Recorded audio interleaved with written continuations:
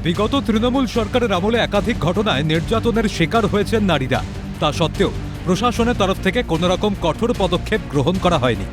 রাজ্যের প্রাক্তন মুখ্যমন্ত্রী মমতা বন্দ্যোপাধ্যায় ধর্ষণের মতো গুরুতর অপরাধকে বহুবার লঘু করে দেখেছেন, যা স্তম্ভিত করেছিল সমগ্র রাজ্যবাসীকে। জনতার রায় পালাবদল হয়েছে বাংলায়। রাজ্যের নারী নিরাপত্তাকে সুনিশ্চিত করতে বদ্ধপরিকর বর্তমান বিজেপি সরকার। যে কোনো অন্যায়ের বিরুদ্ধে জিরো টলারেন্স নীতি বর্তমান সরকারের। মালদার ইংরেজ বাজারে নাবালিকা ছাত্রীকে যৌন নির্যাতনের ঘটনায় তৎপর প্রশাসন। বুধবার অভিযুক্তের বাড়িতে নমুনা সংগ্রহে যান ফরেনসিক বিশেষজ্ঞরা। একাধিক নমুনা সংগ্রহ করেন তারা। সঙ্গে কথা বলবেন। আমরা জলপাইগুড়ি ফরেনসিক থেকে এসেছি।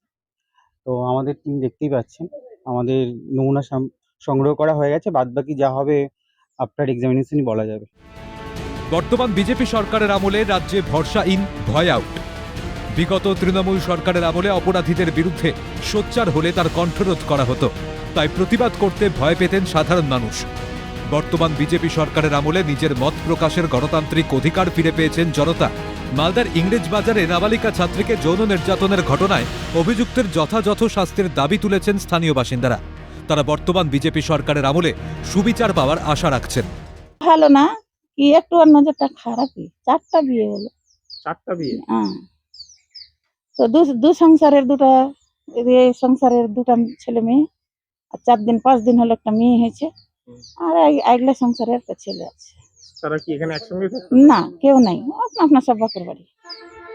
4টা বিয়ে করেছে? হ্যাঁ, বউ গেলে 6 দিন ছুটি নিয়ে নিয়েছে আচ্ছা ওর একটু জঘন্য ব্যবহারের জন্য।